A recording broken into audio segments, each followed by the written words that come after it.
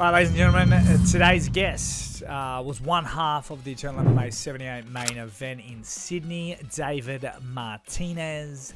And look, very, very interesting chat because David basically nearly died. Look, it was scheduled for a lightweight bout against Jack Becker. But look, something went wrong at the weigh-ins. It had to get moved up a weight class or half a weight class, if you will. And there's a pretty interesting story as to how it all went through. He spent the night in hospital. So even if you don't know anything about Australian MMA, this is a man that explains how he nearly died. Still made it to the fight. Oh, and he won the fight. Look, he's been an absolute superstar in Australian MMA. He does not get the flowers he often deserves because he's a very weird dude. But he's a great guy, and I love chatting to him. So, ladies and gentlemen, without further ado, David, the Smiling Assassin, Martinez.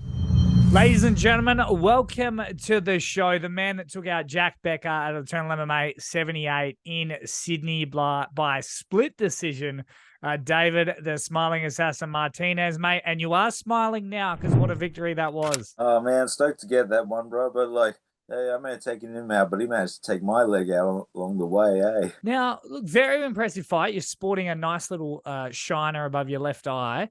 But look, the injuries or the physical toll that I wanted to talk about was not actually on the outside. It was on the inside because it was a lightweight bout.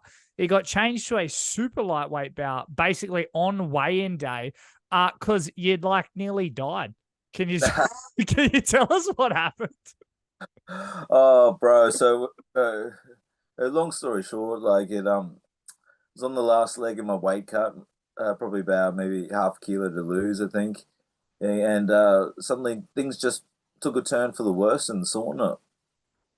Suddenly, it was feeling 3 or 4 times hotter. I'm like, oh, okay, I just need to get out. Um, then suddenly I'm feeling like real dizzy. I'm getting pain in my left side. I'm like, oh, this doesn't seem right. Uh, so my wife called the ambulance, and yeah, they rushed me into hospital, and I was kept there overnight. Now, I mean, you've had what, close 20, 30 fights across your amateur professional career. I mean, obviously this was the worst you've ever felt during a weight cut. I wouldn't say it's the worst I've ever felt, type thing, but it's just that uh, I couldn't get control of my body at the time. And yeah, definitely wouldn't say it's the worst, but yeah, just couldn't get control of it. Was it a bad lead up? Did you not diet correctly coming into the bout? No, so what happened was I was under the impression the weigh-ins were at 7 p.m. Okay. and and then what happened was I found out they were at 12 p.m. But I didn't really look into it. I didn't sort of like go in and sort of change my schedule as to how I was going to cut weight because I generally like to do it over a longer period of time, so that I'm not taxing my body too much in one given point. But this time I just tried to rush through it, and yeah, probably ended up just being too much. Now, you're a guy that really prides himself on how professional he is. Talk us through the emotions of in fact, look, with being as blatantly honest as you can, you shanked the weight cut so bad that it had to be moved out of a weight class. That's not a David Martinez moment that you would be proud of. Can you talk us through the emotions of having to ask for? I mean, like, actually, I'll rewind completely. I mean, did you ask for it to be at super lightweight? Like, can you talk us through the exact day and sort of the whole timeline of the events? So I'm not too sure on the details of how that all went about, man. That was between my wife and Cam while I was in the ambulance. Yeah, Yeah, I mean, that's fair. because of how it ended up being a super lightweight fight, I don't know. Like I thought I was done, and as soon as I was in the ambulance, I was like, "God damn it, I've freaking blown this." Uh, and yeah, later found out, oh yeah, someone's coming out to weigh you at the What? hospital. What? Yeah, they brought out an official and the scales out to the hospital where I was. Because apparently I had to be weighed in before 2 p.m. Under the commission's rules type thing. Otherwise, there was no fight at all, or I had to be officially weighed in by 2 p.m. So they brought an official out to the hospital. They wheeled me out of the hospital on a freaking wheelchair, had me stand on the scales and all these cords sticking out of me and everything. They said, all right, he weighs 73.4. Good. All right, back to hospital you go. We're off. And What? yeah, they chose. I don't know what the discussion between my wife and Cam was, but I'm guessing they chose super lightweight because it kind of is a weight class, but isn't. If you get what I mean. Yeah, no. D- did the doctors? I mean, obviously the doctors knew, but I mean, I've seen fights called off for less. And you're telling me that you're basically in a hospital gown with like electrodes and whatnot still on you, and you're weighing in at a hospital for a fist fight. Is that what you're saying?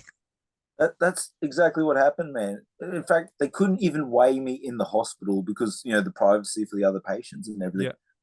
Wheel me out the front of the hospital and weigh me out. I'm there in the gown, all the cords and everything, things stuck in my arm, and being weighed in. I mean, obviously we're looking at a man that won the fight, right? So that is an amazing accomplishment and probably a genius thought cooked up by your manager, wife, and promoter Cam O'Neill. But if you died, I mean, like, I'm just saying that doesn't seem like the world's greatest idea, does it? Yeah, man. Like, yeah, if I died, that would not be a good look. Well, it's like, I mean, we talk about like I'll put apart. Obviously, Cam's known you for many years, and he cops a lot of shit, but he does care about the fighters. He does care about the people. He does. I'm not even asking. I'm telling everyone he does. But he wants a fight to happen. He's already had 2 fights fall out. You kind of get why he went so hard at this fight. Maybe if it was another card, he lets that one go. But I understand why he went so hard. It was a big weekend, big fight for not just you, but for Jack Becker as well, coming back from a horrific injury. But let's talk about your manager and wife in that same moment. 2 different hats. Like, what would she have been going through? I mean, I'm sure the manager says, get David on the scale. He needs this fight. But surely the wife is saying, I don't know, like, call it. Yeah, well, I can't imagine what it's like for Jane in moments like that, but she's able to split the 2 hats very well, manager and wife type thing.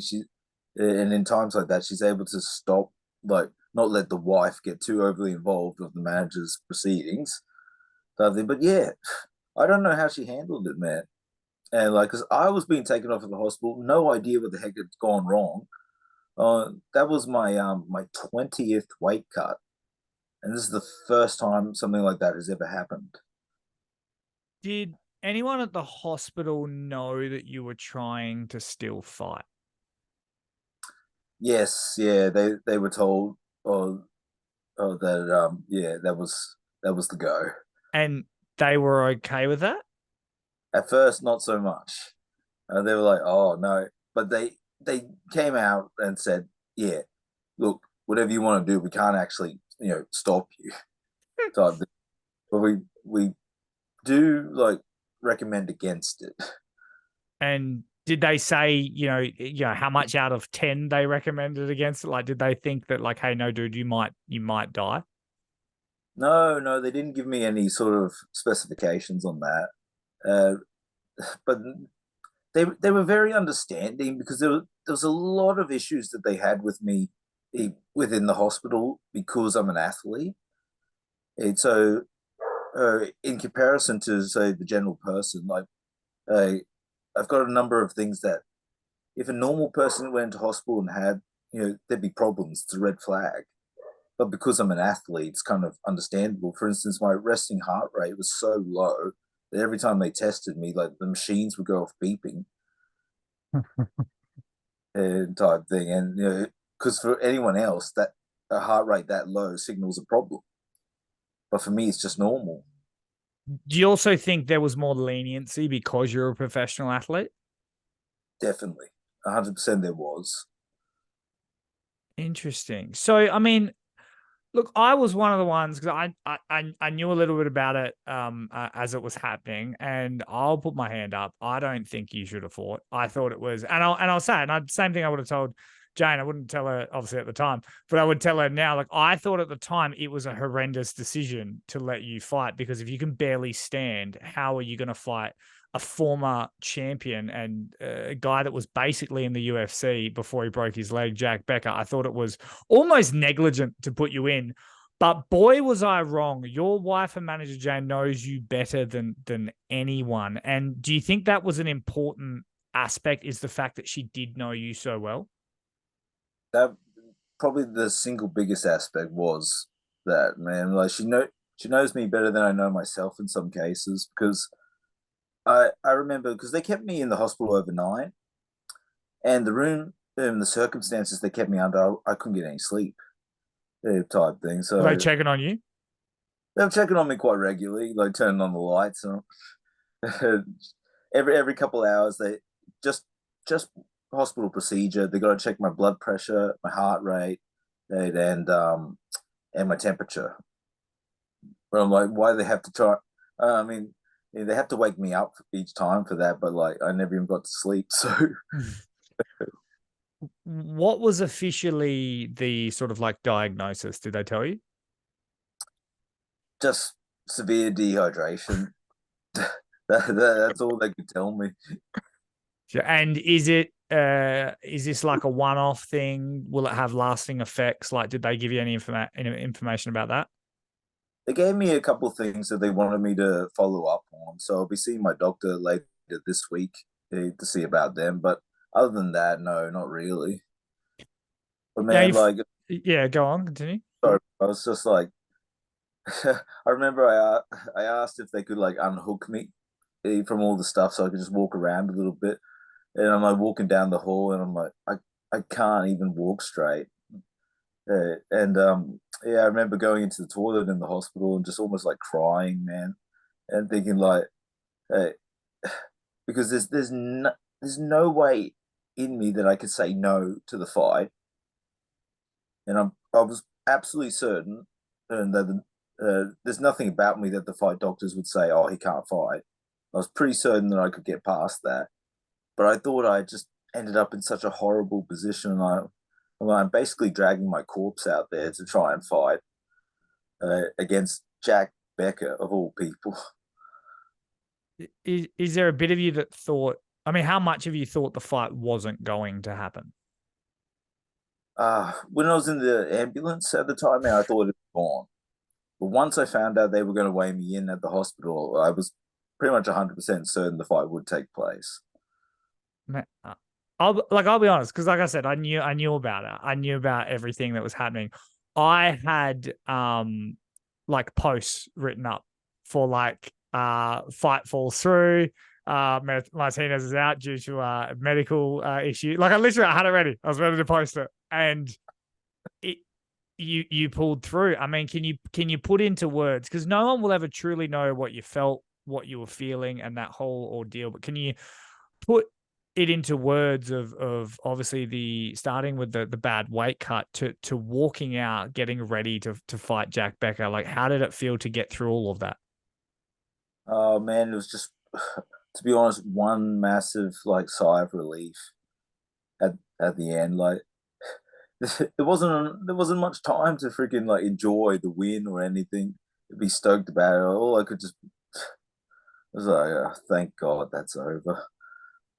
And then you get to the fight, and not only do you finally make it to the fight, a fight where you shouldn't have made it at all. You shouldn't have even been well enough to watch it on UFC Fight Pass, but you were in it and you won it. And although split decision, it was quite convincing. Obviously, Jack had his moments, but I think it was pretty ironically unanimously to you, despite it being split decision. How did you think you went in the fight, and what was your overall take on the performance? I thought the performance was really good, man. Everything that we worked on during the training camp and popped up in the fight. I came in through even a couple of things that I'd worked on with like other people in previous fight camps showed up in this fight. Like what? Yeah. There was one fight camp, particularly worked with a guy, Michael Kosh, or Koshi as we call him. Yeah, we worked on defending calf kicks and stuff. Uh, uh, that was for a completely different fight, but it showed up in this one, man, because he was trying to kick my leg off. Do you think that was a lot to do with the Jack moving past the mental hurdle that was the leg break? I don't want to attach too much of that the stigma of his whole leg break and that, but that's immediately what I thought when he faked the first couple and then eats me. I'm like, he wants me to think it's still there. He's going to use other weapons, but nah, he proceeds to blast my leg later on. I was like, fuck. Walking in, song choice. Did that have anything to do with it? Your manager and wife always talks about your song choice has a little bit to do with a hidden message towards your opponent. You came out to We Will Rock You. Is there anything that you wanted to send the message of in that fight? Jane will attach meanings and stuff to the fight songs and everything, or the walkout songs. But me, if it sounds good and feels good, I'll go with it. And mate, look, in that fight, obviously you take out Jack Becker, horrendous weight cut, but you get through it all. You now, I mean, it said at the start of the broadcast, and I'm sure it's been relayed to you as well, but promoter Cam O'Neill said you will be taking on Quillan Salkilld for the lightweight championship. You could become a 3-time Eternal MMA lightweight champion. How does that feel? Oh, baby, this is the one, man. This is the one. This is what we're after. I tell you, man, like every time, like I am going to claw my way back. That freaking title is mine. Who do you think's a tougher fight, Jack Becker or Quillan Salkilld? Both are freaking monsters, man. Both will give you a nightmare of a time fighting them, but for different reasons. So I can't distinguish between the two. What is about Quillan that sort of concerns you going in? Quillan is fast. He's very good at scrambles, and he's a bit more rangy. Okay. And when it comes to turning around, and I believe they want that Quillan Salkilld fight to be October. I don't know if that's been passed on to you, but I believe you've fought, I think the last 2 years in a row, you've fought 4 times in the year. This will be, I believe, the 3rd year in a row you've fought 4 times. Or, I mean, you've just come out of hospital. Surely you can't do October. October is not the smart move to make, man. And I apologize to freaking Salkilld for wanting, obviously having it in Perth, it would be ideal for him. But, like, come on. I just got out of the hospital. I just got to have a 3-round war with Becker. And you want me to go immediately into a championship fight camp, put my body through that again, show up in Perth, and then, yeah. Has the October 28th, has that been floated to you? That was floated to me before I even accepted the Becker fight. As soon as it was announced as soon as I was offered Jack Becker, it was like, okay, clearly we're the contender fight for Salkilld in October. The whole map just presented itself without anyone saying anything. And so that's a hard no for October? That will be a hard no, my friend. What if it, and I don't think this will work this way, but what if it cost you the shot and they ended up giving it to someone else? Who are they going to give it to? Who are they going to give it to? I will fight them, and I will fight Salkilld. Fair enough. I like it. Mate. Well, look, I just want to ask you one question: is how does that Quillan Salkilld fight go? Mate, that's the young gun against the man who's been freaking raised in the trenches of the eternal lightweight division. I love it. But I think I come out on top.